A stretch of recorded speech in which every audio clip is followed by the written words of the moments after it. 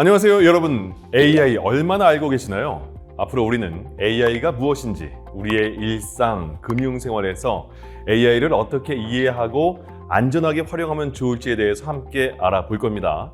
자, 본격적으로 시작하기 전에 앞으로 저희와 함께 할 분을 먼저 소개해 드리죠.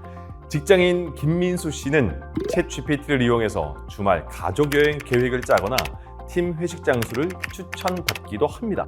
일상생활에서 AI를 자주 활용하고 있네요. 요즘에는 많은 분들이 잘 활용하시는 것 같아요. 네.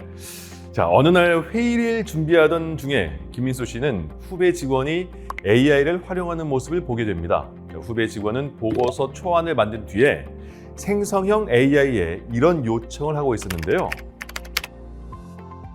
AI를 활용해서 목적에 따라 새로운 형태로 바꿔서 사용하고 있네요.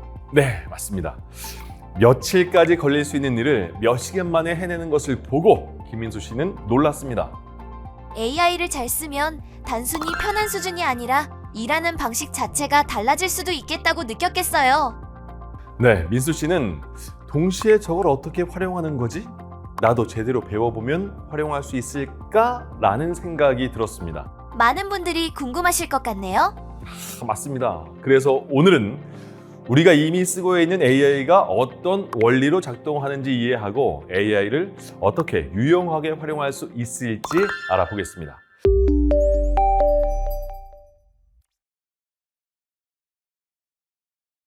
그럼 먼저 아주 쉬운 질문부터 시작해 볼게요. 여러분은 오늘 AI를 사용하셨을까요? 안 하셨을까요? 자, 우리가 눈치채지 못할 뿐 AI는 이미 생활 곳곳에 깊게 들어와 있습니다. 대표적으로 유튜브 추천 기능이 그렇습니다. 자, 우리가 보는 영상 중에 상당수는 AI가 먼저 골라서 보여준 결과입니다. 자, 내가 스스로 고른 것 같지만 실제로는 AI가 먼저 가능성이 높은 후보를 추려놓은 뒤에 그 중에서 내가 선택하는 구조인 경우가 많죠. 생각해보면 무섭기도 하네요.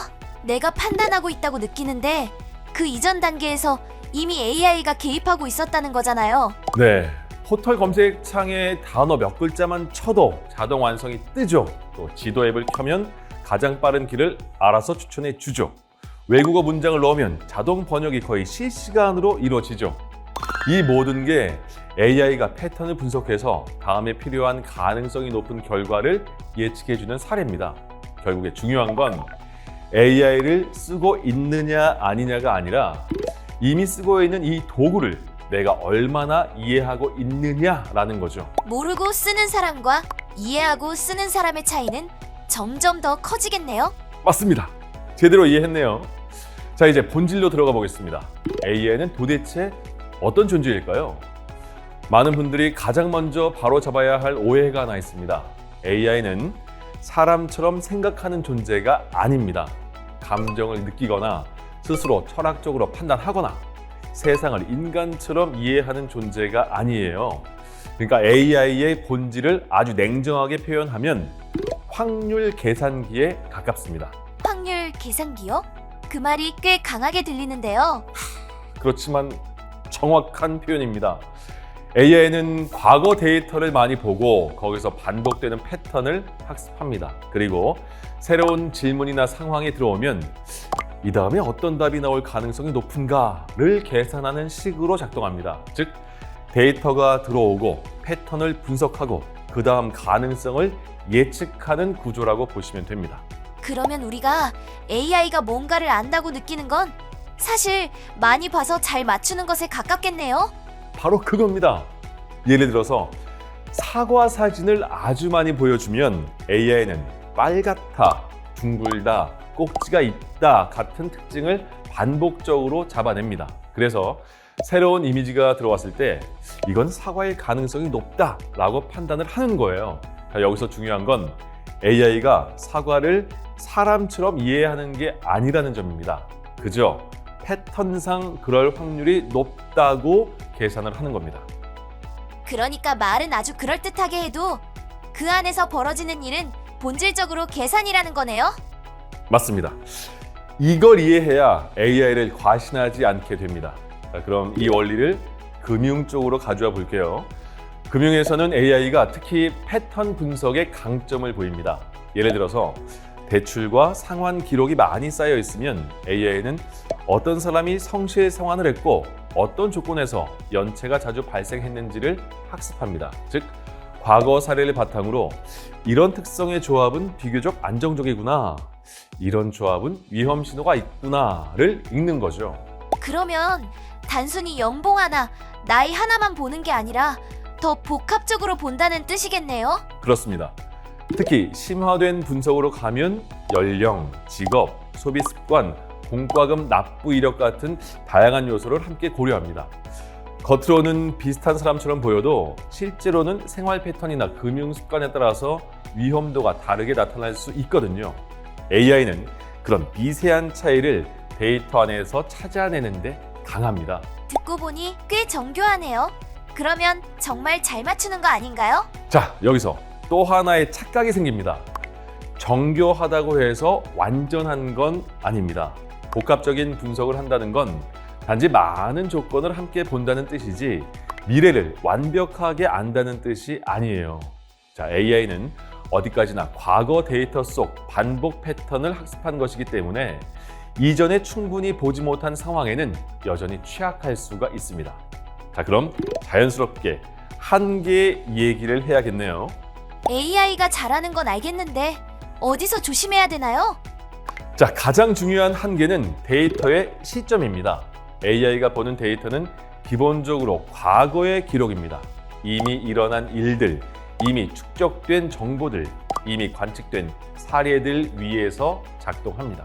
그러면 현재 벌어지는 급격한 변화에는 약할 수 있겠네요. 정확합니다. 예를 들어서 금리가 급변했거나 시장 상황이 갑자기 바뀌었거나 개인의 소득, 직업, 건강 상태가 단기간에 크게 달라졌다면 그 변화는 과거 데이터만으로는 충분히 반영되지 않을 수 있습니다. 그래서 AI의 결과를 정답으로 받아들이면 안 되고 이럴 가능성이 높다는 참고용 확률 정보로 봐야 합니다. 이건 금융에서 특히 중요하겠어요.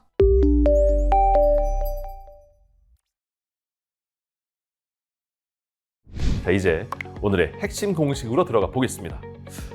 프롬프트를 잘 쓰는 기본 구조가 있다고 했죠? 가장 먼저 익혀야 할 프롬프트 공식 RTF. R은 롤, 역할, T는 태스크, 작업, F는 포맷, 형식. 각각 어떤 의미일까요? 먼저 롤, 역할입니다. AI가 어떤 관점과 전문성을 가진 상태로 답해야 하는지 정해주는 겁니다. 예를 들어서 금융 전문가로서 답변해줘 라고 하면 AI는 일반적인 수다 모드가 아니라 금융 조언에 가까운 관점으로 답을 구성하려고 합니다. 두 번째는 태스크, 작업입니다. 무엇을 해달라는지 구체적으로 말해야 합니다. 예를 들어서 60대를 위한 안전한 예금을 비교해줘처럼요. 누구를 대상으로 무엇을 하라는지 명확해야 합니다. 세 번째는 포맷, 형식입니다. 표로 보여줄지, 항목별로 정리할지, 요약문으로 쓸지, 단계별 설명으로 할지 결과물의 형태를 정해주는 거예요. 그럼 세 가지를 합치면 훨씬 명확해지겠네요? 그렇습니다. 예를 들어서 너는 금융 전문가야. 60대를 위한 안전한 예금을 비교해줘. 표로 정리해서 보여줘. 이렇게 말하면 역할도 있고 작업도 있고 형식도 있습니다. 그러면 AI는 훨씬 덜 흔들립니다. 결국 질문이 좋아야 답도 좋아집니다. 반대로 입력이 엉성하면 출력도 엉성해지겠죠. 자, 이건 AI 활용에서 가장 기본이자 가장 자주 무너지는 원칙입니다. 그런데 RTF만 잘 쓰면 끝인가요? 이 정도면 꽤 괜찮아 보이는데요? 자, 여기서 한 단계 더 들어가야 합니다. 바로 맥락 주입, 즉 내 상황을 넣는 겁니다. 많은 사람들이 여기서 실수를 합니다. 겉보기엔 구체적인 질문처럼 보이는데 정작 자기 상황이 빠져 있어요.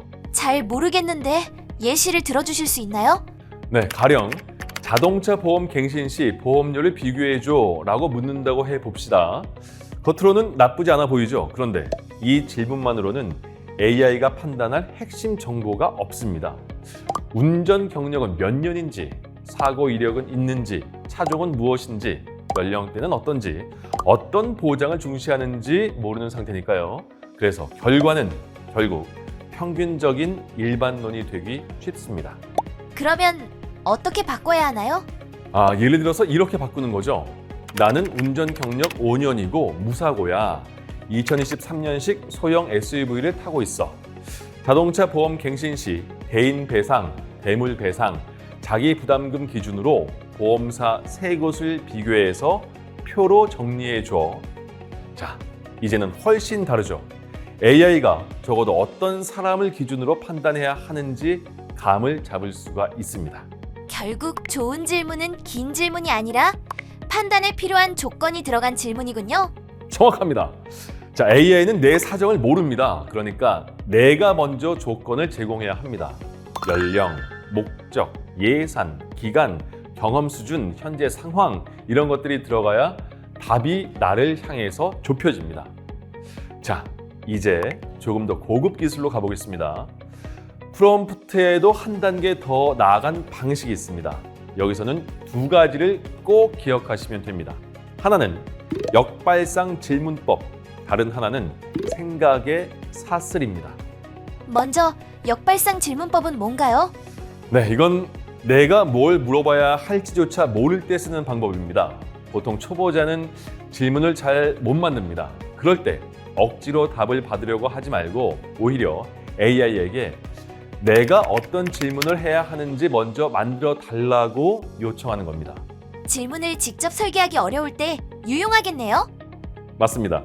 예를 들어서 은퇴 후 자산 관리를 위해서 내가 꼭 확인해야 할 질문 5가지를 만들어 줘 라고 요청하면 AI가 사고의 출발점을 제시해 줍니다. 그 다음 그 질문들 중에서 필요한 걸 다시 골라서 파고들면 됩니다. 이 역발상 질문법은 특히 초보자에게 매우 유용합니다. 자, 다음은 생각의 사슬입니다. 이건 AI에게 단답형으로 바로 결론만 내놓으라고 하지 말고 단계별로 생각해서 설명하게 만드는 방식입니다. 이것도 예시가 궁금합니다. 자, 예를 들어서 예금이 좋아, 적금이 좋아? 라고 묻는 건 너무 거칠죠. 대신에 예금과 적금의 이자 계산 방식을 단계별로 비교해서 설명해주고 어떤 상황에서 각각 유리한지 말해줘 라고 하면 답이 훨씬 논리적으로 정리가 됩니다. 그럼 결국 AI의 사고를 더 구조화해서 끌어내는 방식이군요. 그렇습니다. 질문이 구조화되면 답도 구조화됩니다. 이 단순한 원리를 기억하시면 됩니다. 자, 그런데 여기까지 들으면 AI를 꽤 많이 믿게 될 것 같죠? 네, 맞아요. 이렇게만 쓰면 거의 다 되는 거 아닌가요? 자, 그 지점에서 반드시 멈춰야 합니다. AI는 여전히 확률적 도구입니다. 도움이 되는 경우가 많지만 완벽하지 않습니다. 그래서 중요한 결정을 할 때는 반드시 교차 검증, 즉 더블 체크가 필요합니다. 교차 검증이라면 어떤 의미인가요? 네, AI가 준 답을 그대로 최종안으로 받아들이지 말고 공식 자료, 기관 홈페이지, 최신 공시, 전문가 상담, 다른 신뢰 가능한 출처와 다시 대조해보라는 뜻입니다. 특히 금융은 숫자와 조건, 시점이 중요해서 작은 오류도 결과가 커질 수가 있거든요. 결국 AI는 정답지가 아니라 출발점이라는 말이군요. 정확합니다.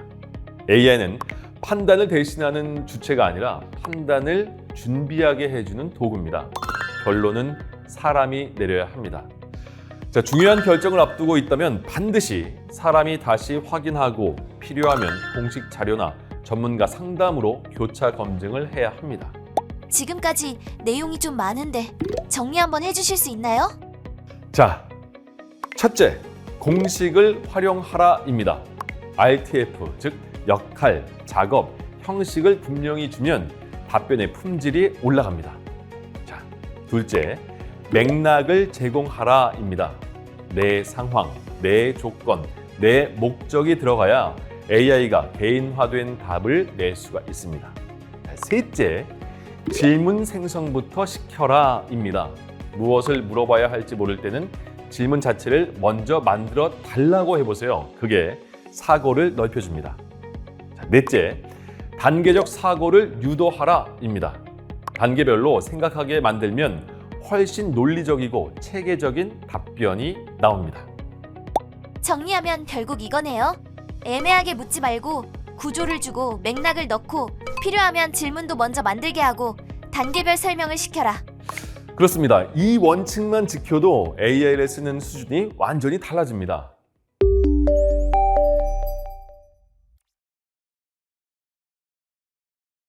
자, 이제부터는 도구별 특징을 살펴보겠습니다.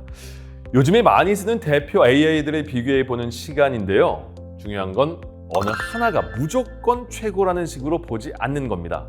자, AI는 각각 강점이 다릅니다. 그래서 무조건 하나만 쓴다 보다는 어떤 업무에 어떤 도구를 붙이는 게 효율적인지를 보는 시각이 훨씬 중요합니다. 자, 그럼 하나씩 보겠습니다. 먼저 챗 GPT부터 갈까요? 네, 좋습니다. 자, 챗 GPT는 한마디로 말하면 가장 범용적인 표준형 AI에 가깝습니다. 활용 범위가 넓고 여러 업무에 두루두루 투입하기 좋습니다. 기획, 번역, 요약, 분석, 아이디어 발상, 초안 작성 등 다양한 영역에서 균형 잡힌 성능을 보여주는 편이죠. 그러면 처음 시작하는 사람에게도 적합하겠네요. 네, 특히 강점은 범용성입니다. 또 이미지 생성, 음성 대화, 시각 자료 해석 같은 멀티모달 활용까지 연결되면서 폭이 더 넓어졌습니다. 여기에 맞춤형 챗봇 구성이나 반복 업무 자동화 같은 흐름도 붙기 좋습니다. 실무에서는 어떤 장면에서 유용할까요?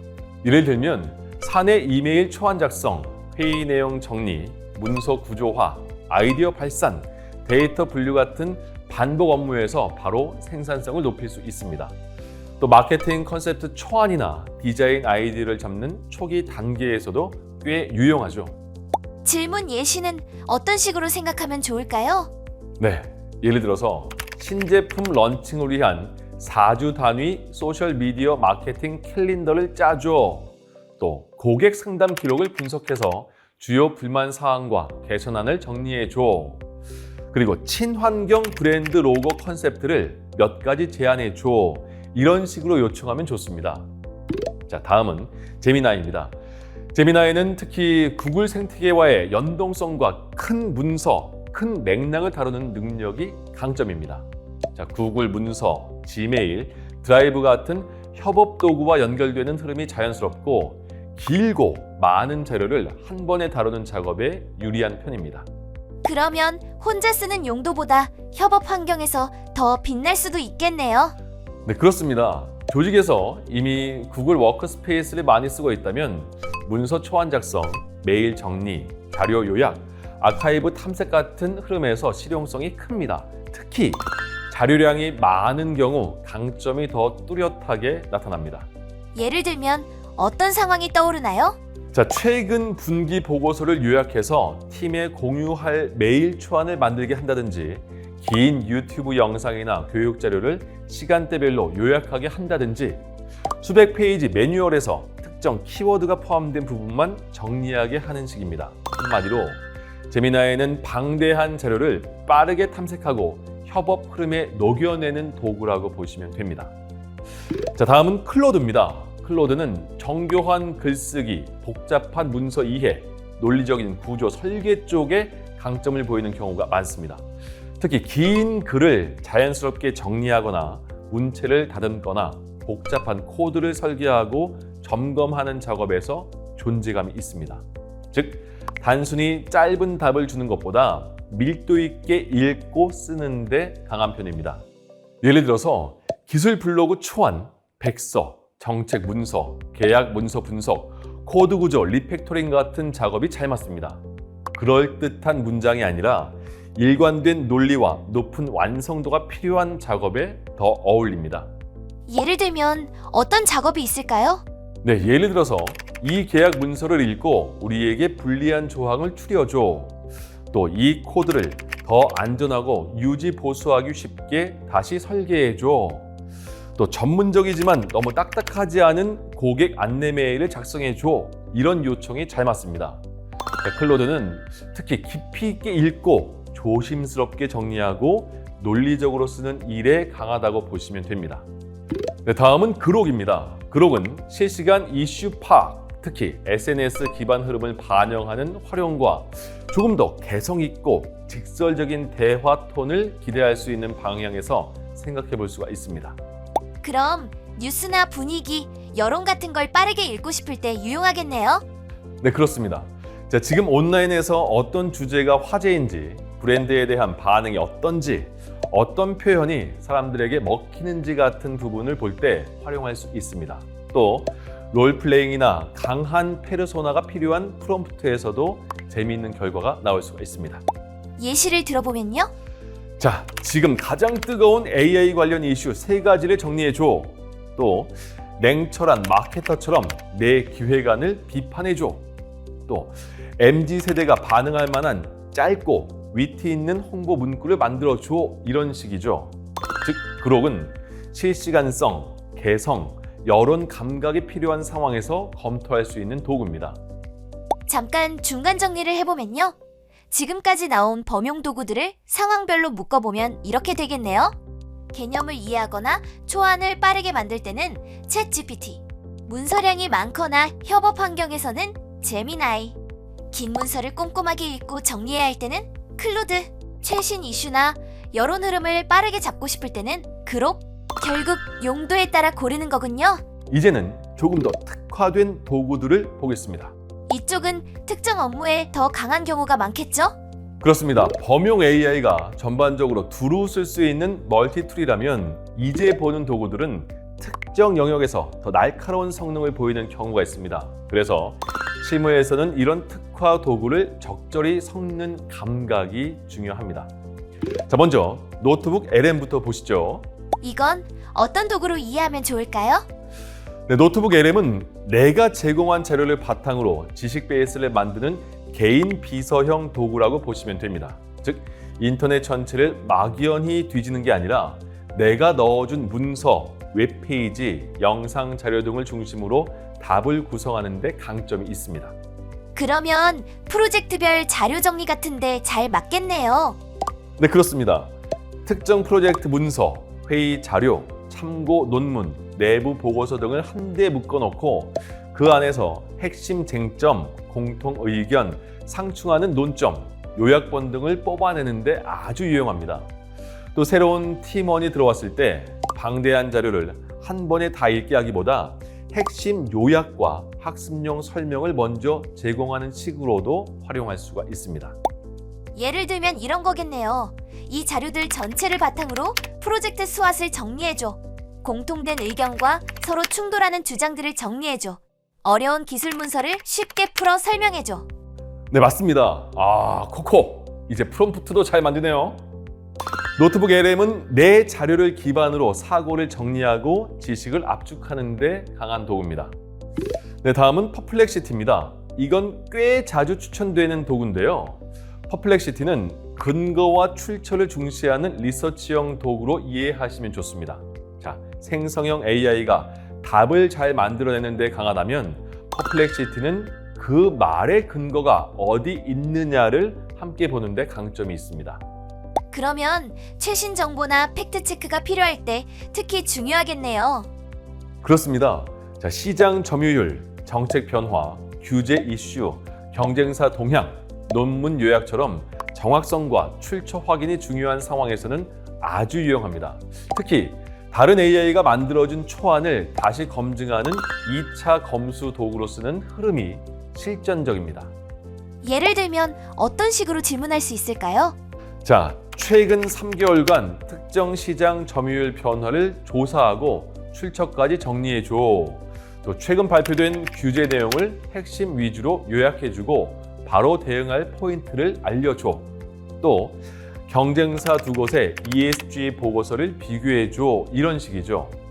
퍼플렉시티는 검색, 검증, 출처 확인이 핵심인 작업에서 특히 빛납니다. 특화 도구들도 묶어보면요. 내가 모아둔 자료 안에서 분석이 필요할 때는 노트북 LM, AI 답변이 사실인지 출처를 확인하고 싶을 때는 퍼플렉시티를 쓰면 되겠네요. 결국 AI를 잘 쓰려면 무엇이 가장 중요할까요? 자, 좋습니다. 자, 마지막으로 정리해 보죠. 첫째, 명확한 페르소나와 목적을 부여하는 겁니다. 그냥 막연하게 묻지 말고 어떤 역할로 무슨 목적을 위해 어떤 결과를 원한다고 분명히 말해야 합니다.